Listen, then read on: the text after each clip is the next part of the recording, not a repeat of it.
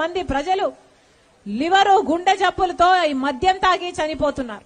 5 సంవత్సరాలుగా ఎన్ని రిపోర్ట్లు వస్తున్నా ఏ హెల్త్ ఆడిట్ లేదు, ఏ ట్యాక్స్ ఆడిట్ లేదు. ఇది మన ఆంధ్రప్రదేశ్ లోని పరిస్థితి. ప్రజలు అధికారాన్ని ఇస్తే మాట నిలబెట్టుకోవడానికి వాడాల్సిన జగన్మోహన్ రెడ్డి గారు ఇచ్చిన ఒక్క మాట కూడా నిలబెట్టుకోలేదు. 3000 కోట్లతో ధర స్థిరీకరణ నిధి చేస్తానని, ధర స్థిరీకరణ నిధి ఏర్పాటు చేస్తానని రైతులకు మాట ఇచ్చారు.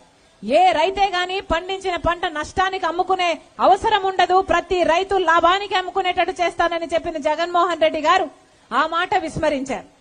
4000 కోట్లతో పంట నష్టపరిహారం ఏర్పాటు చేస్తాను, ప్రతి సంవత్సరం 4000 కోట్లు పక్కన పెడతాను, ఏ రైతుకైనా వరదొచ్చో కరువొచ్చో పంట పోతే దాంట్లో నుంచి సహాయం చేస్తానన్న జగన్మోహన్ రెడ్డి గారు ఏ రైతు నష్టపోయినా నష్టపరిహారం ఇవ్వలేదు.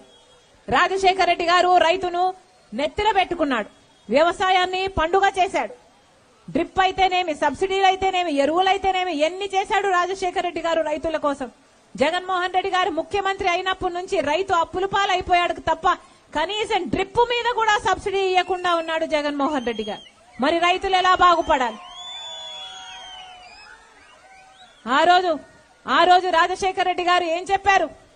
రాజశేఖర రెడ్డి గారు చెప్పిన మాట, మీరు ఏది కావాలంటే అది చదువుకోండి, మీరు డాక్టర్ అవుతారా, మీరు ఇంజనీర్ అవుతారా, మీరు ఎంబీఏ చేస్తారా, మీరు ఎంసీఏ చేస్తారా, మీరు ఏది కావాలంటే అది చదువుకోండి, ప్రభుత్వమే ఉచితంగా చదివిస్తుంది అని ఆ రోజు రాజశేఖర రెడ్డి గారు ఫీజు రీయింబర్స్మెంట్ ప్రవేశపెడితే జగన్మోహన్ రెడ్డి గారి హయాంలో ఫీజు రీయింబర్స్మెంట్ లేదు.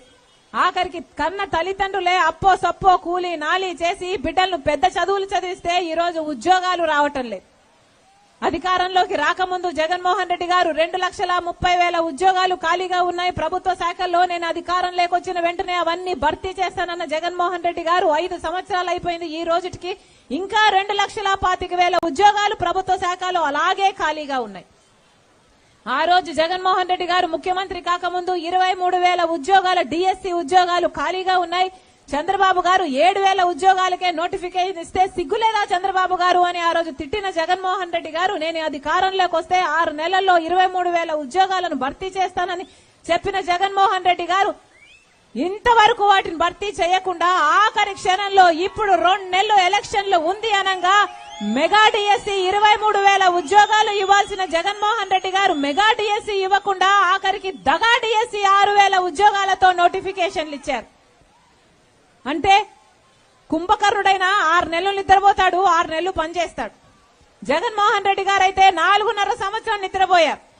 ఇప్పుడు ఎన్నికలు వచ్చాయి కాబట్టి సిద్ధం సభలు పెట్టి ఇప్పుడు బయటకు వచ్చి కనిపిస్తున్నారు జగన్మోహన్ రెడ్డి గారు. ఒక్కొక్క సిద్ధం సభకు 90 కోట్లు ఖర్చు పెడుతున్నారు. మొత్తం సిద్ధం క్యాంపెయిన్ కు 600 కోట్ల రూపాయలు ఖర్చు పెడుతున్నారు. ఎక్కడి నుంచి వచ్చినాయి ఈ డబ్బులన్నీ? ఎవరివి డబ్బులన్నీ?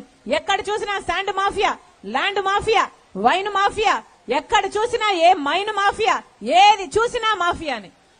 ఇందుకేనా ప్రజలు అధికారం ఇచ్చింది?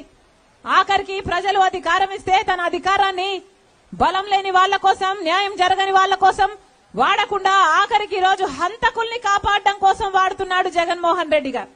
ఇది తలుచుకుంటే మనసు ఎంతగానో బాధేస్తుంది. ఆఖరికి రాజశేఖర రెడ్డి గారి తమ్ముడు వివేకానంద రెడ్డి గారు, రామునికి లక్ష్మణుడు ఎలాగో రాజశేఖర రెడ్డి గారికి వివేకానంద రెడ్డి గారి అలాగా ఒక్క మాట కూడా జవదాట్లేదు రాజశేఖర రెడ్డి గారి మాట వివేకానంద రెడ్డి గారు తన జీవితంలో ఎప్పుడు. అంతేకాదు ప్రజల కోసం కూడా వివేకానంద రెడ్డి గారు ఎంతగా నిలబడ్డారు. ఈ ప్రజలు, కడప జిల్లా ప్రజల కోసం ఎన్ని సేవలు చేశారు. ఆఖరికి ఎవరైనా తన